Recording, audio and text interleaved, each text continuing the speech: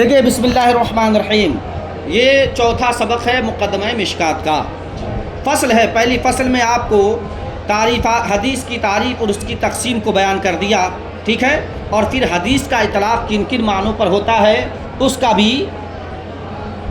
کی بھی باتیں ہو گئی، سمجھا دیا گیا آپ کو۔ اب یہ فصل ہے پہلی فصل السند۔ اب یہاں سے سند اور متن کی تعریف کریں گے۔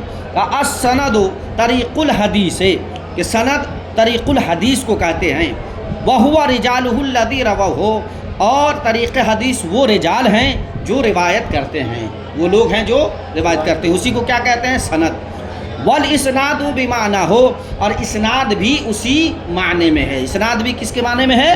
سند کے معنی میں، یعنی سند بول دیجئے یا اسناد بول دیجئے، دونوں کا معنی کیا ہے؟ طریق الحدیث ہے۔ ایک اور معنی ہے اسناد کا اور سند کا، قد یجیء بمعنی ذکر السند، کبھی کبھی اسناد ذکر سند کے معنی میں آتا ہے۔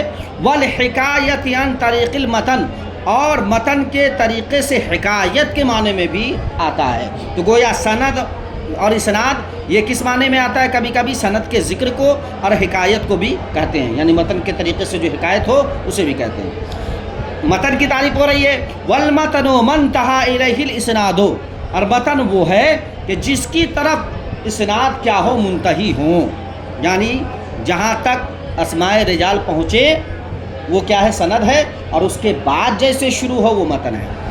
فَإِن لَمْ يَسْقُطْ رَاوٍ مِّنَ الرُّوَاةِ مِنَ الْبَيْنِ فَالْحَدِيثُ مُتَّصِلٌ، تو اگر راویوں میں سے کوئی ایک راوی درمیان سے ساقط نہ ہو تو اسے کیا کہیں گے؟ حدیث متصل۔ کیوں؟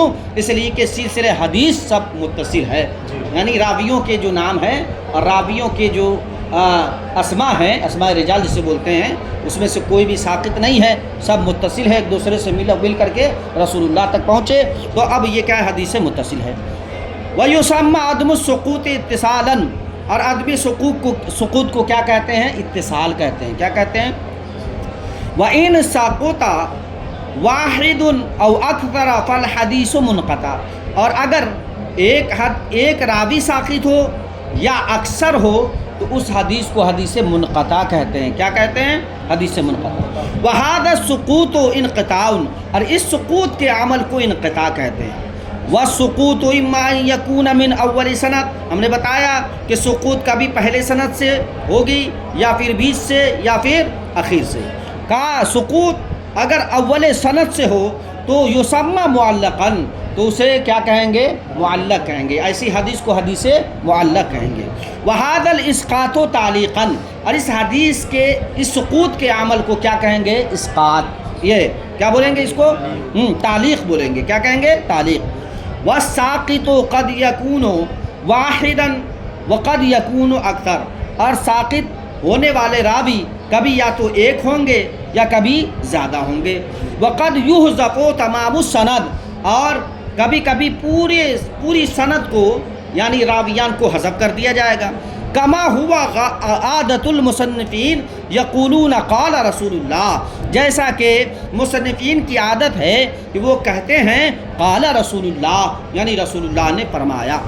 والتعلیقات کثیرۃ فی تراجم صحیح البخاری، اور تعلیقات بخاری شریف کے ابواب میں زیادہ ہیں، یعنی امام بخاری نے جو حدیثیں بیان کی ہیں اس میں زیادہ کیا ہیں؟ تعلیقات ہیں۔ تعلیقات سے مراد کہ جس کا ایک راوی یا زیادہ کیا ہو؟ محذوف ہو، ساقط کر دیا گیا ہو۔ ہم نے بتا دیا کہ ترجمہ کا دو معنی ہے، بیان الابواب کے معنی میں بھی ہوتا ہے، اور یعنی ابواب کا بیان کرنا، اور دوسرا معنی جو ترجمہ سے آپ سمجھتے ہیں وہ۔ کیوں تعلیقات کیوں زیادہ لائے؟ کہا وَلَهَا حُکْمُ الْاِتِّصَالِ، تو گویا اس کا حکم جو ہوگا وہ حدیث متصل ہی کا حکم ہوگا، ٹھیک ہے، وہ اتصال کے حکم میں ہوں گے۔ لِأَنَّهُ الْتَزَمَ، کیوں دلیل دے رہے ہیں لِأَنَّهُ سے؟ لِأَنَّهُ الْتَزَمَ فِي هَذَا الْكِتَابِ، اس لیے کہ انہوں نے یعنی امام بخاری نے صحیح بخاری میں التزام کیا ہے، کیا؟ کہ اللہ یاتی الا بالصحیح، کہ وہ صرف صحیح حدیث ہی لائیں گے، صحیح حدیث کے علاوہ نہیں لائیں گے۔ وَلَكِنَّهَا لَيْسَتْ فِي مَرْتَبَةِ مَسَانِيدِهِ، لیکن ہاں ان کی مرفوع حدیثوں کے مقام و مرتبہ میں وہ حدیث معلق یا تعلیقات نہیں ہوگی. الا ما ذکر منها مسندا فی موضع آخر من کتابہ، مگر یہ کہ امام بخاری ذکر کر دیں اس مرفوع حدیث کو کسی اور جگہ میں اپنی کتاب میں کہ یہ حدیث کیا ہے، حدیث مرفوع ہے، تب تو وہ حدیث کیا ہو جائیں گی، حدیث مرفوع ہو جائیں گے اور حدیث مرفوع ہی کے حکم میں ہوں گے. ہم نے بتا دیا کہ حدیث کی کئی قسمیں ہیں، اگرچہ وہ حدیث کیا ہو، متصل ہو، لیکن متصل کی بھی کئی قسمیں ہیں. ٹھیک ہے، وما علینا.